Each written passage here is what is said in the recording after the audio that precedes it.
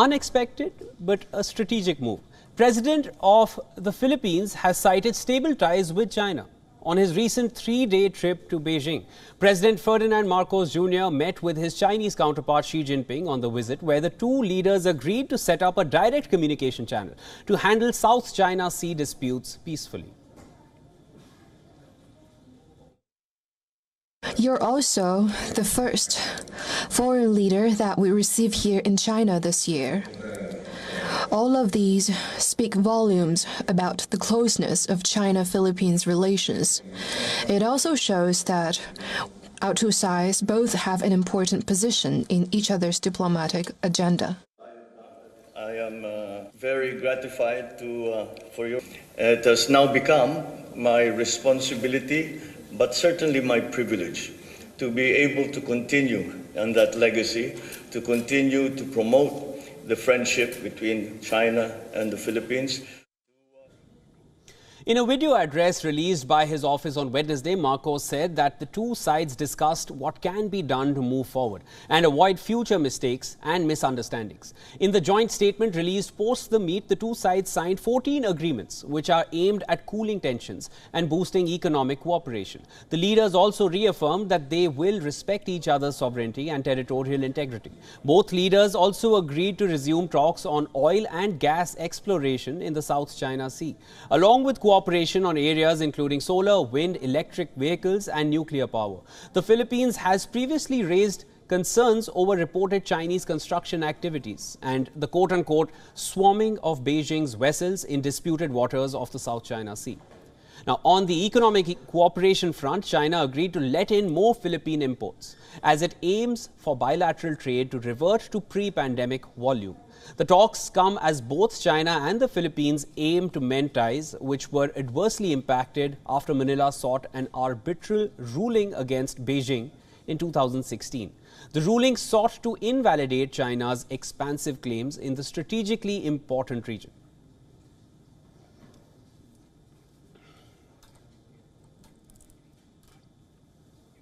For more on this, Dawn McLean-Gale is joining us live from Manila. Dawn, welcome to WION. Thank you, Shivan. It's a pleasure to be here. Dawn, I need to start off right away. Is it now going to be called West Philippine Sea after the meeting, or are we sticking to South China Sea?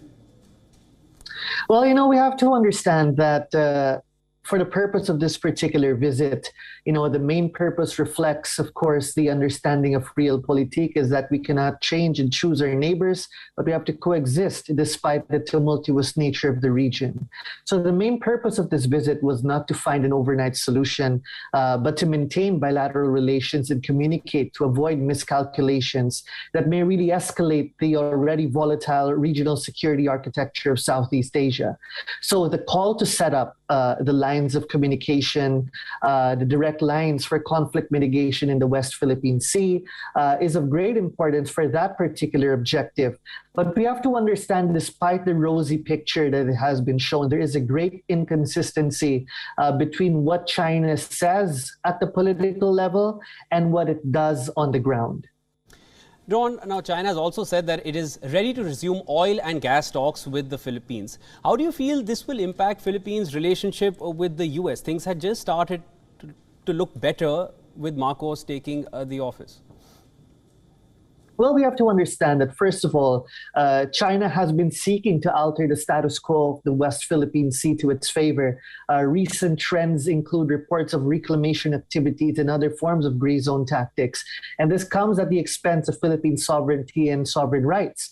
But of course, being a sovereign state with legitimate interests, the Philippines rejects such posturing from China, as we can see from the diplomatic notes and statements. And it is in fact in the best interest of the Philippines to create a conducive external environment in the region for security and development. Now, factoring in the US, as you have rightfully mentioned, Philippine President Ferdinand Marcos Jr. has specifically underscored the significance of the U.S. alliance, U.S.-Philippine alliance, the Philippine foreign security and development. However, but we have to understand what I call proactive autonomy is that Manila tends to focus on the point that this particular alliance will not be the sole determinant of its external relations. So thus this will also be in the interest of the Philippines to forge close relations with China and to diversify strategic partnerships such as with India as well. So this is what we can see as a particular pattern in Philippine foreign policy under President Marcos Jr. Do you think Philippines can carry out a balancing act between the US and China? Well, you are absolutely right. This is kind of problematic, of course, given the current situation in the region. As China continues to rise, its rise has been coupled with assertive maneuvers as well. However, at the other end of the bargain, we see the United States seeking to maintain its position as well. Now, the Philippines, as a middle power, continues to project a certain level of autonomy from both sides as it seeks to manage relations with both sides. However, because it is not in the interest of Manila to fall deeper into the brewing power competition between the U.S. and China.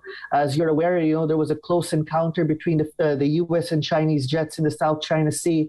The new foreign minister of China as well adds new uncertainty towards relations with the Philippines. And as I've mentioned earlier, the ambiguity between political statements and on-ground reality is something that the Philippines needs to factor in. But overall, the Philippines will maintain its alliance with the United States. It will seek to strengthen it for the Philippine position, its territorial defense and robust diplomatic networks.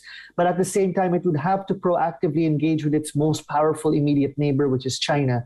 The Philippines under Marcos Jr. believes that it would not be in Manila's interest to really try to provoke the situation by picking sides, at least.